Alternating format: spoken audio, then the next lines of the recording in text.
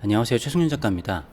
오늘 앞으로 아파트 분양가가 더 높아질 수 있는 이유에 대해서 이야기를 해보도록 하겠습니다. 자, 일단은 뉴스를 보신 분들은 아실 텐데요.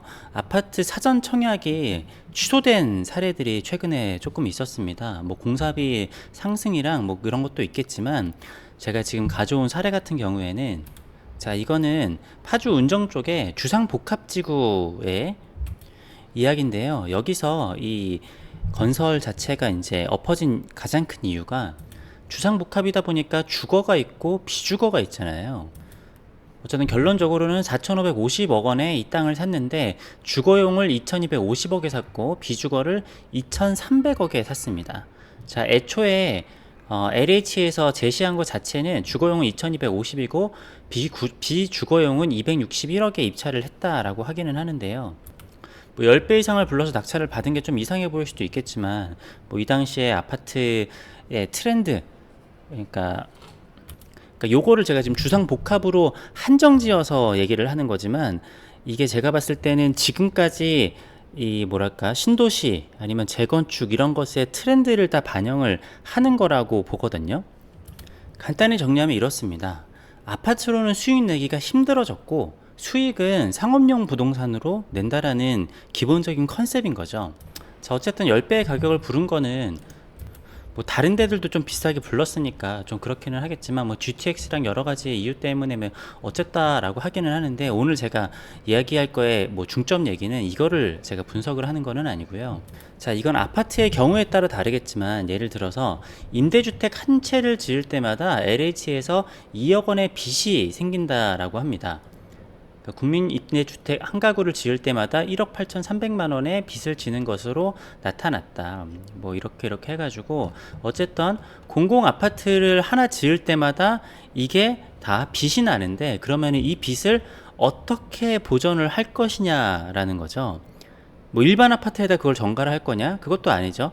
뭐 재건축을 하거나 재개발을 할 때도 거기다 임대 아파트를 짓는 게 나라랑 용적률을 협상을 한다라거나 그랬을 때 이거 비율을 맞추는 거니까요. 자, 그래서 임대 아파트에서의 적자도 어떻게 메우게 되느냐? 바로 상업용 부동산으로 메꾸게 되는 겁니다. 자, 여러분 잘 생각을 해보시면은요, 일기 신도시의 대표인 일산 같은 경우에는 그 단지에 아파트가 대다수고요. 중간중간에 단지 앞에 작은 상가 건물 하나 정도가 있어요.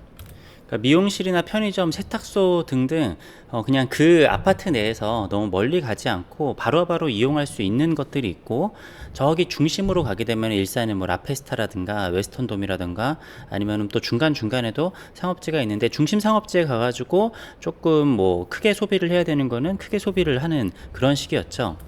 그래서 아파트의 비율이 훨씬 높습니다. 그러니까 도시의 전체로 봤었을 때.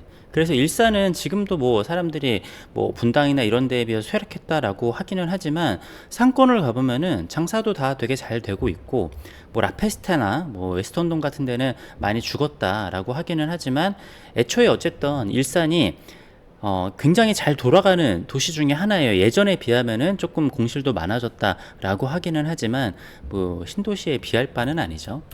자, 근데 여러분들께서 뭐 대표적으로는 세종신도시를 볼 수가 있겠고요. 아니면은 뭐 혁신도시라던가, 최근에 지어진 도시면 도시일수록 상가나 상업용 부동산의 비율이 굉장히 높다라는 거를 알 수 있습니다.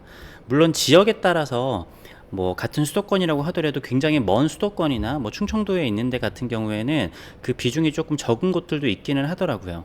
물론 그거를 다른 식으로 보존을 하기도 하던데, 예를 들어 평택 같은 데를 가보면은 그 아파트에는 뭐 상가가 그렇게 많지는 않아요. 근데 한쪽에다가 또 지식산업센터를 엄청나게 무더기로 지어놨더라고요. 그런 식으로 자기네들의 사업성을 이쪽으로 좀 보상을 받으려고 한 것 같기는 합니다. 자, 그런 이유는 아파트는 일단 수익성이 낮아요. 그리고 임대 아파트도 같이 지어야 되기 때문에, 임대 아파트는 어차피 지으면은 적자란 말이에요. 그거를 그 적자를 보존을 해야 되잖아요. 그럼 민간 아파트만 지으면 되지 않냐? 근데 요즘에 거의 강제적으로 임대 아파트를 같이 짓게 되어 있죠. 자, 그러면은 아파트가 왜 수익성이 낮냐? 간단히 생각을 해봐도 알 수가 있는데요.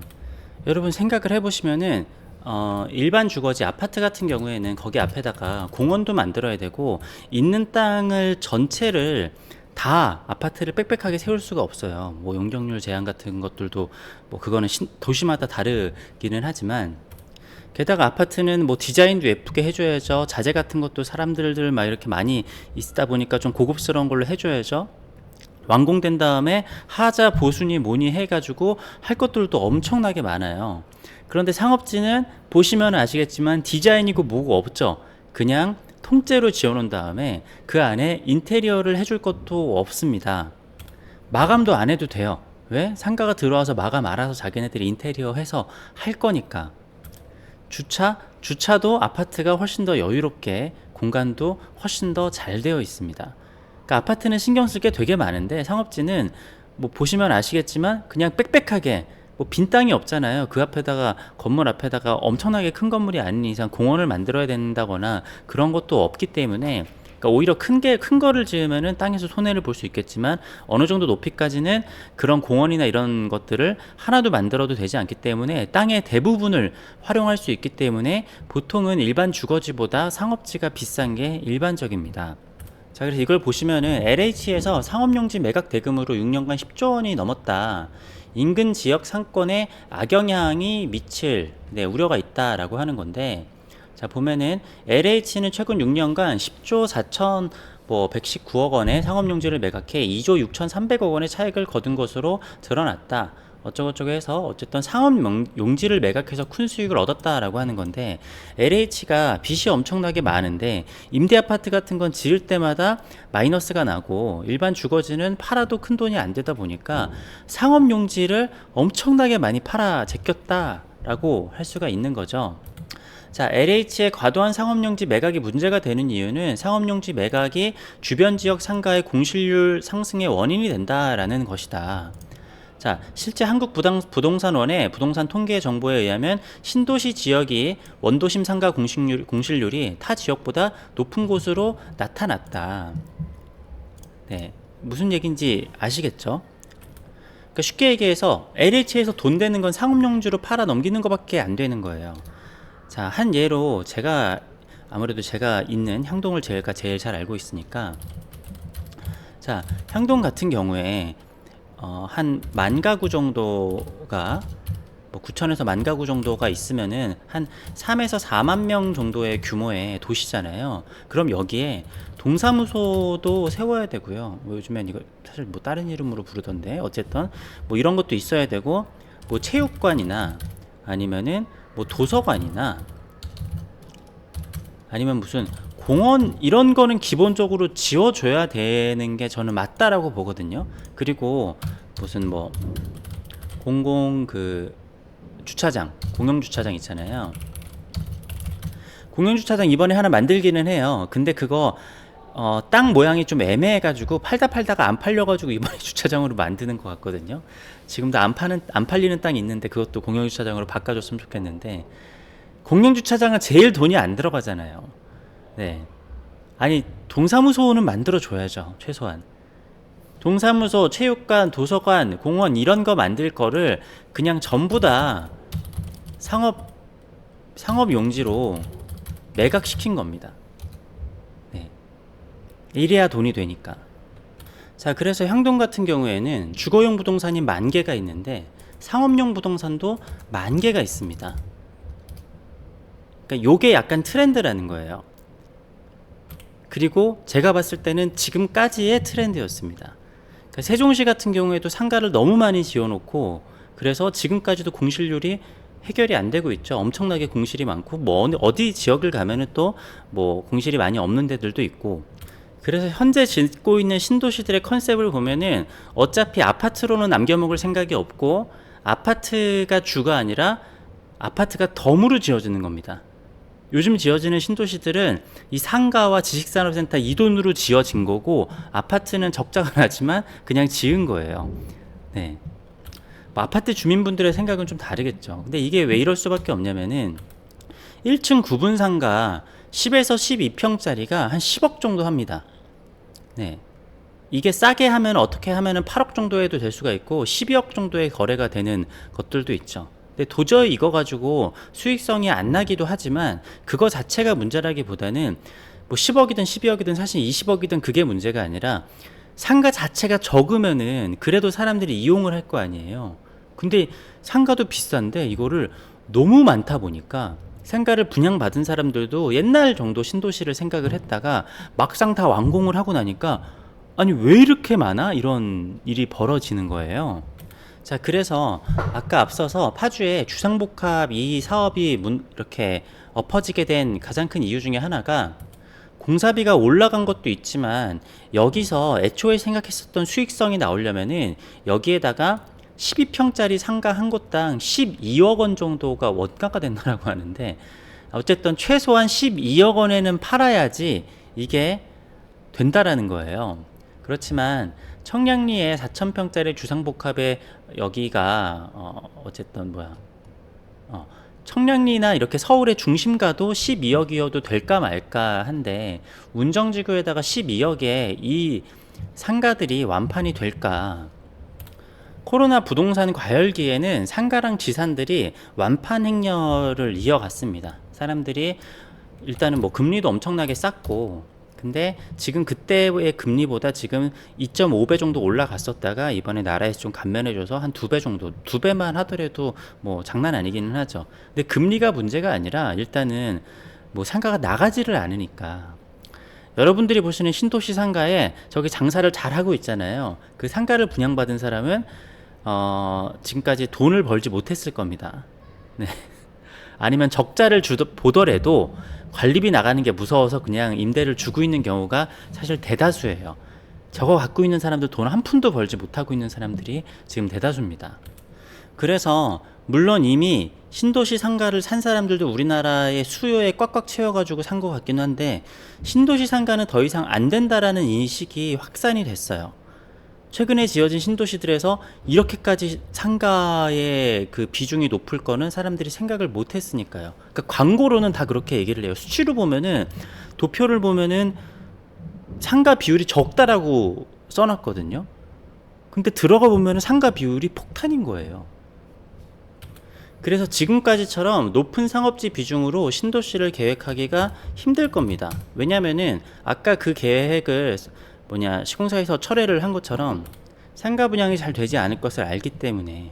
그리고 저도 그렇고 사람들도 그렇고 모든 사람들은 신도시에 적절한 비중으로 상가가 있는 거를 원하지 상가 폭탄이 있는 거를 원하지를 않는단 말이에요. 왜냐하면 또 상가가 폭탄이 공실이 너무 많으면은 도시 자체도 되게 을씨년스러워 보이고, 그리고 어쨌든 더 이상 사람들이 바보가 아니기 때문에 그 폭탄 상가를 더 이상 떠안지 않는단 말이죠. 그래서 제가 얘기하는 결론은 그럼 상업지가 줄어들수록 아파트의 가격은 올라갈 수밖에 없다라는 겁니다. 제가 최근에 어디에 가가지고 너무 아파트 높이도 한 5층밖에 안 짓고 아파트가 너무 고급스럽게 잘 지어졌고 뭐 상가도 많지도 않고 상가가 거의 없었던 것 같아요. 그래서 너무 살기 좋게 만들어 놓은 아파트가 있는 거예요. 집주인분한테 여기 너무 좋다 그랬더니 너무 좋게 만들다가 이 건설사가 부도가 났대요. 그 사업성이, 사람이 살기 좋게 만들어 놓으면은 사업성이 너무 떨어지게 되는 거죠. 그러니까 좋은 자재에다가 층수도 높게 만들지 않고 상가도 많이 짓지 않고 이렇게 양심적으로 해놓게 하니까 망할 수밖에 없는 거예요. 어쨌든 더 이상 사람들이 신도시나 이런 데에다가 상가들을 그런 식으로 사지 않기 때문에, 물론 상가가 어떤 상황인지 모르시는 분들도 계시겠지만 그냥 검색만 해보셔도 뭐 쉽게 알 수 있습니다. 어쨌든 상업지가 줄어들면 아파트 가격은 올라갈 수밖에 없을 텐데, 그렇게 되면은 아까 신도시들이 사전 청약이 취소가 되고 건설사들이 두 손 두 발을 들었잖아요.